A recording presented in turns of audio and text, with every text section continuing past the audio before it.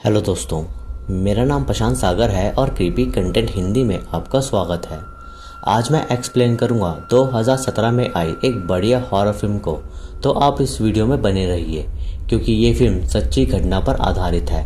और अगर आपको ये वीडियो अच्छी लगती है तो इसे लाइक कर देना और चैनल को सब्सक्राइब ज़रूर कर देना, उससे मुझे आपका बहुत सपोर्ट मिलेगा। तो चलिए अब वीडियो शुरू करते हैं।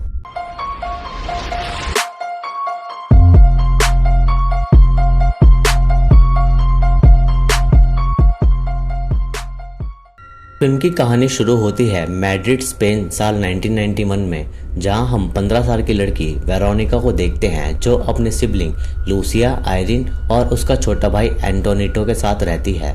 और सबसे बड़ी बहन होने के नाते वो उनका ख्याल रखती है क्योंकि फाइनेंशियल क्राइसिस के कारण उनकी मॉम को एक बार में फुल टाइम वर्क करना पड़ता है। स्कूल में आज सोलर एक्लिप्स के बारे में बताया जा रहा था कि एंशिएंट समय में लोग एक्लिप्स वाले दिन ह्यूमन सैक्रिफाइस दिया करते थे या बुरी आत्माओं को बुलाया करते थे।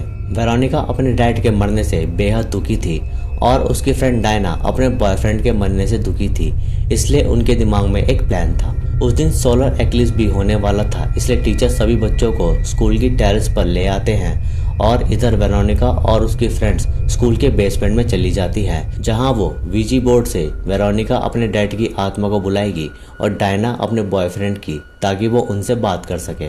बोर्ड यूज करते हुए वहां मौजूद ग्लास अपने आप मूव होता है, जिससे वेरोनिका की फ्रेंड अपना हाथ हटा लेती हैं, लेकिन वेरोनिका नहीं हटाती और तभी एक्लिप्स होते ही वो ग्लास टूट जाता है और वेरोनिका का ब्लड बोर्ड पर गिर जाता है, जिसका मतलब यह था कि ये तो गई। उस हादसे से वेरोनिका एकदम स्टैचू जैसी हो जाती है और वो अपना काफी बड़ा मुंह खोल के चिल्लाने लगती है और देखकर ऐसा लगता है कि वो किसी शक्ति से पोजेस्ड हो चुकी है। तभी वेरोनिका की आंख स्कूल के क्लिनिक में खुलती है, जहां डॉक्टर उसे बताती है कि सब ठीक है, लेकिन उसे अपने खाने पीने पर ध्यान देना होगा। स्कूल से जाते हुए वहां वेरोनिका को एक सिस्टर देख रही थी जो कि ब्लाइंड थी, लेकिन उन्हें पता चल गया था कि वेरोनिका ने कुछ तो किया है। घर पहुंचकर पैरानॉर्मल एक्टिविटीज वेरोनिका के साथ शुरू हो जाती है, जैसे खाना खाते हुए उसके हाथ शेक करने लगते हैं और वो काइंड ऑफ सीज हो गई थी, जैसे उसका शरीर उसके हाथ में नहीं है। उसके सिबलिंग ये देखकर डर जाते हैं। वेरोनिका ये भी नोटिस करती है कि उसके शरीर पर कुछ पंजों के निशान भी आ गए हैं। वेरोनिका अपनी फ्रेंड्स को भी कांटेक्ट करने की कोशिश करती है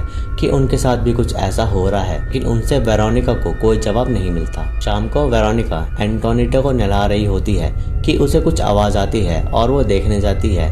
इतने बाथरूम का डोर बंद हो जाता है और किसी ने गर्म पानी का नल खोल दिया था, जिससे एंटोनिटो की बॉडी थोड़ी जल जाती है। थोड़ी देर बाद हम किसी शैडो को टीवी के रिफ्लेक्शन में देखते हैं, यानी कि घर में अब कोई बुरी एंटिटी आ गई है। उस रात वेरोनिका को सोते हुए काफी सारे हाथ जकड़ लेते हैं, जिससे वो काफी डर जाती है और तभी वहां उसे उसके डैड दिखते हैं, जो कि वही ब्लैक एंटिटी में बदल जाते हैं, लेकिन उसका ये बस एक नाइटमेयर था।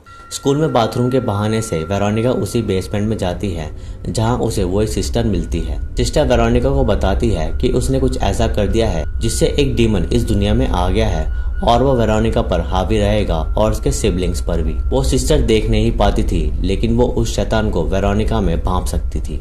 स्कूल के बाहर वेरोनिका रोजा और डायना से मिलने की कोशिश करती है ताकि वो पता लगा सके कि उनके साथ कुछ ऐसा हो रहा है या नहीं, लेकिन उसकी फ्रेंड उसे काइंड ऑफ इग्नोर सा कर रही थी।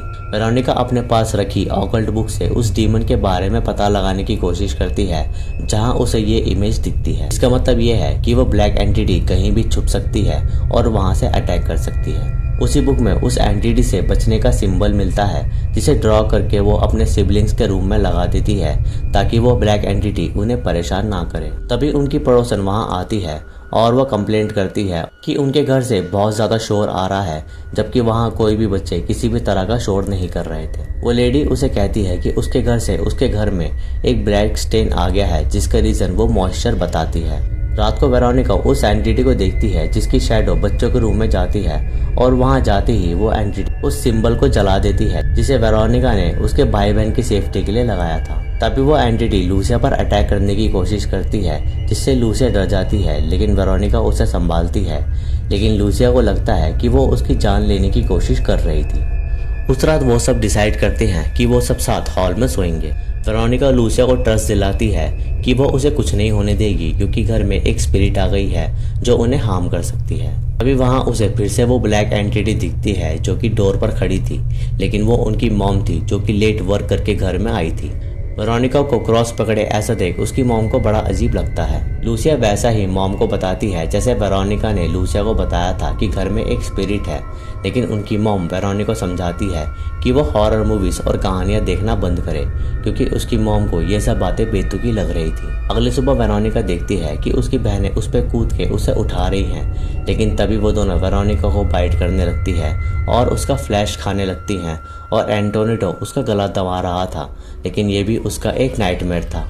सुबह उठ के वेरोनिका देखती है कि उसके मैट्रेस पर कुछ स्टेन्स हैं और मैट्रेस के बैक साइड में भी और भी ज्यादा स्टेन्स हैं जो कि उसके तीनों भाई बहन के बेड पर थे। वेरोनिका तुरंत अपने सिबलिंग्स को उठाती है और अपनी मॉम के पास छोड़ के वो स्कूल जाती है सिस्टर से मिलने।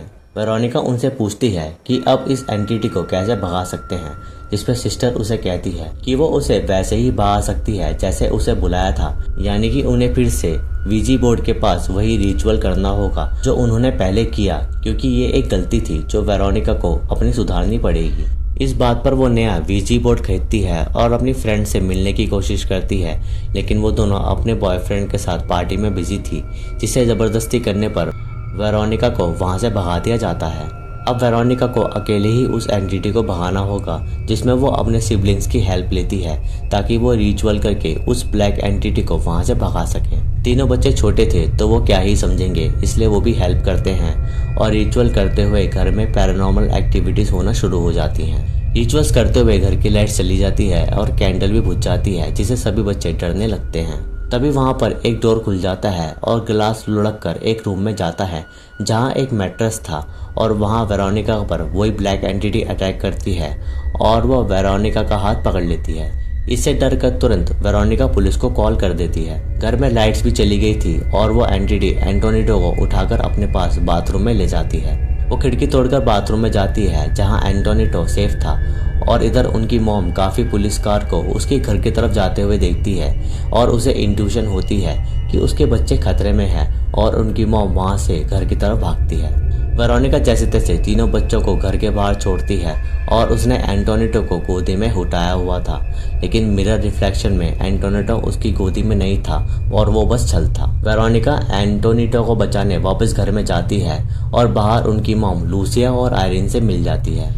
घर में वापस जाकर वेरोनिका देखती है कि एंटोनिटो उस एंटिटी के पास है और उसे लेते ही वो एंटिटी वेरोनिका के पंच मारती है, जिससे वो मिरर पर ठुक जाती है। अभी वेरोनिका समझ गई थी कि वो जो ब्लैक एंटिटी है वो खुद है, क्योंकि उसी के कारण वो एंटिटी इस दुनिया में आई और अब वो वेरोनिका में ही बसा था और मिरर रिफ्लेक्शन में वो खुद को ही उस एंटिटी के रूप में देख रही थी। वेरोनिका अपना गला काटने ही वाली थी कि वो एंटिटी उसे झुका देती है और अपना हाथ उसके मुंह में डाल देती है, यानी कि हो सकता है कि वो उसकी आत्मा लेना चाह रही हो। उस मिरर के पीस से उसका हाथ कट जाता है और उसका काफी खून बह जाता है। वो एंटिटी उसके मुंह में हाथ डाली हुई थी कि तभी वहाँ डिटेक्टिव के साथ 2 पुलिस ऑफिसर आ जाते हैं और उन्होंने जो देखा उन्हें यकीन नहीं हुआ। वेरोनिका हवा में लटकी होती है क्योंकि उन्हें वो एंटिटी नहीं दिखती, केवल वेरोनिका ही उस एंटिटी को देख सकती थी। लेकिन इससे पुलिस समझ गई थी कि यहाँ जो भी हो रहा है वो एक पैरानॉर्मल फेनोमेना है। तभी वेरोनिका को वहाँ से हॉस्पिटल ले जाया जाता है और वो अब अपनी आखिरी सांसें गिन रही थी और थोड़ी देर में वेरोनिका इस दुनिया को छोड़ देती है।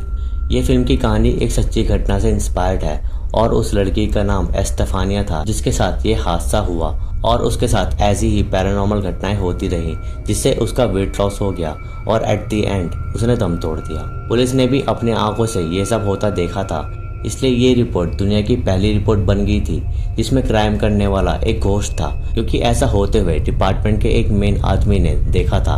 बाकी आपको क्या लगता है मुझे ज़रूर बताएं।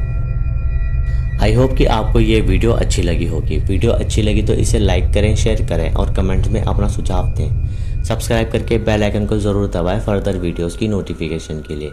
इंस्टाग्राम पर मुझे फॉलो करें, लिंक आपको डिस्क्रिप्शन में मिल जाएगा। बाकी मैं मिलूँगा आपसे अगली वीडियो में, तब तक के लिए जय हिंद।